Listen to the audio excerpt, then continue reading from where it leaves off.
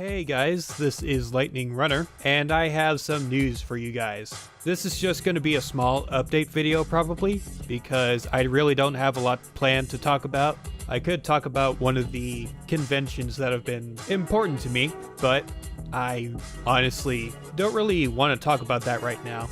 Because right now I want to get something important out of the way, and that is that I will be uploading things on Monday morning from now on, instead of somewhere in Saturday afternoon. See, I figured this would be a lot better because you're gonna have more people paying attention and watching your video to distract them from work or school or whatever. It'll also put less stress on me to push out a video during the weekdays, but then again, that might take away time from my weekend, but I feel like that might be a better solution than just working on something during a work day or a weekday. So I'm probably not going to upload this video on Monday because that wouldn't make any sense and would confuse people. If you actually do watch these update videos, I know they don't get as much views as my actual review videos, probably because I don't actually advertise them, because who honestly cares? I don't know, would you guys honestly be really remiss if I were to stop doing these update videos every other week between the reviews? Go ahead and comment or give a like if you do like these videos. Something exciting to me is the YouTuber that inspired me to make this review series, Abergwine, of furries in the media, is about to get 10,000 subscribers. I mentioned her in my Furry Fiesta update video about how I met her at the convention and all that good stuff. So if you haven't actually checked her out, then I really suggest that you do so, because if someone like me can take inspiration from her, you probably can too. I think her video series, Furries in the Media, is really interesting, and I really do think it's a almost necessary kind of video series to have, because it shows the difference between a portrayal of a fanbase or fandom from different sides and different news stations and press media. See, if you didn't know or weren't aware, furries don't have the best of public images. I mean, ask someone that's not a furry what they think about furries in general, and maybe you might get a confused or good response, but that's a lot better than the angry, almost biblical rants that despise the fandom and make it seem like it's just all sex, just lots of pretend animal sex, you know, something like that. I guess since we're on the topic, I may as well give my opinion on naughty stuff. So yeah, I won't go into too much detail because I want to keep this classy, but I do indulge in the adult pornographic side of this fandom sometimes. It's not the major reason that I'm a part of this community, but it's definitely something that, how do I put this, entertains me in a way, and I do realize its importance within this fandom, because it's not only stimulating to people, yeah, that's a good word to use, stimulating, but I think it opens up people's inner sexualities and brings people together in a way. Name a fetish. Just name one. Don't say it out loud unless you really want to. Just one. Okay, you got it? People are into that. And if people are into it, furries are into it. And they like to express that. And I think the only reason that maybe furries have this stigma of having just that attached to them, the alternate lifestyles and kinky fetishes and all that, is because there are people that are within the fandom that are more likely to be open and expressive about that.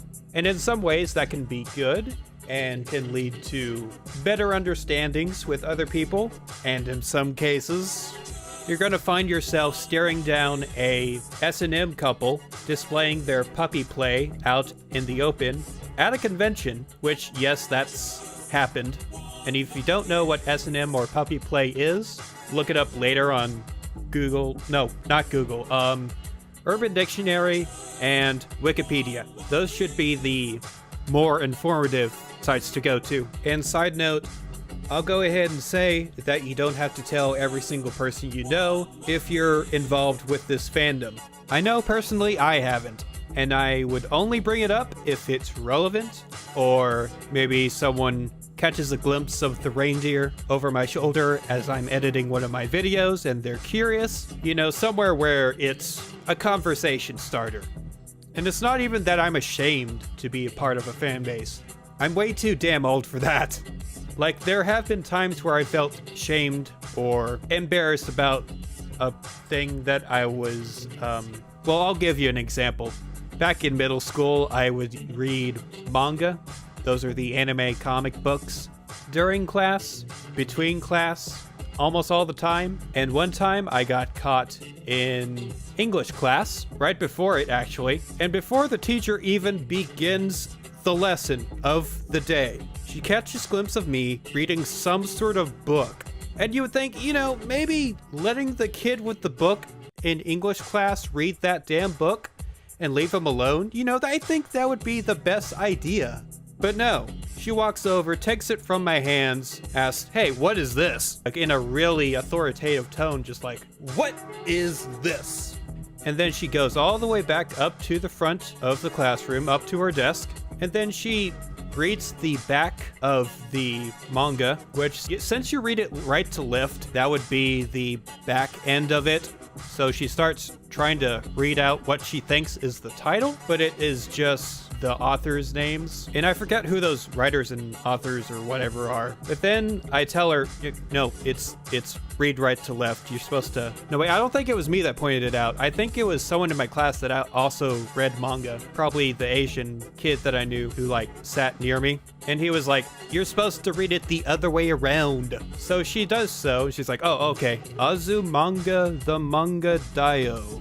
Whole classroom erupts in laughter as she tries to contemplate the title and then flips through the first couple of pages. And meanwhile, I'm coiling up, my face is red, and I'm just like, "Kill me." And I think I managed to run up and snag the book from her and throw it in my backpack.